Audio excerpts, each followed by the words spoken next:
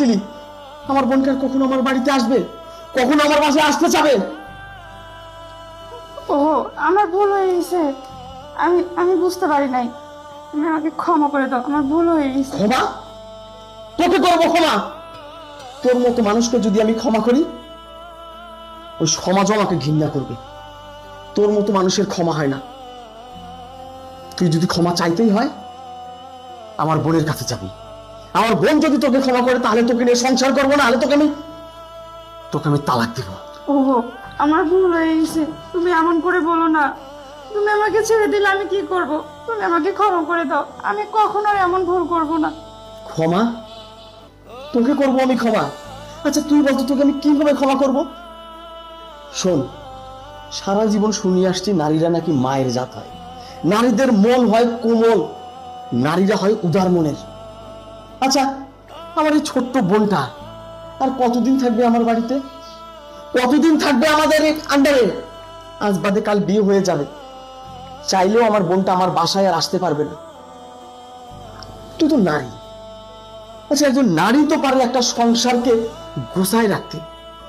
আরে একটা নারীর যখন বিয়ে হয়ে শ্বশুর বাড়িতে যায়, বাপ মা ভাই বোনের চেয়ে শ্বশুর বাড়ির আত্মীয় স্বজনরাই হয় তার সবচেয়ে আপন। কিন্তু তুই আমার পরিবারের কাউকে আপন করতে পারিস না। কেন পারিস না? কি জন্য পারিস না? আমি তো কখনো তোর পরিবারের মানুষকে পর ভাবি না।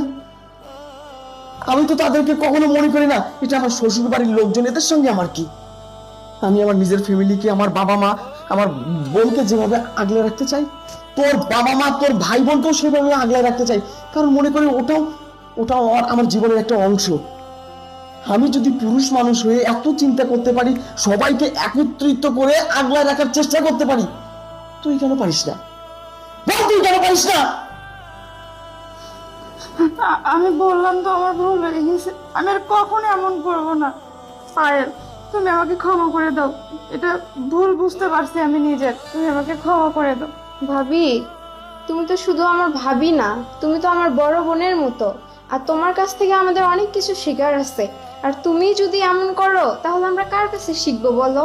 তাই এমন কাজ আর কখনো করিও না, তাই তোমার নিজের সংসারেই অশান্তি হবে। আচ্ছা ভাই, আমি যাই, আমার পরে আবার বাসায় যেতে লেট হয়ে যাবে।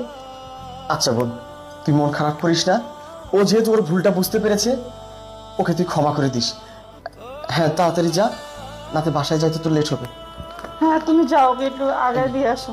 টাকা লাগবে তোর? সাবধানে থাকো। আচ্ছা ভাই, টাকা লাগবে? না ভাই, সাবধানে যাও।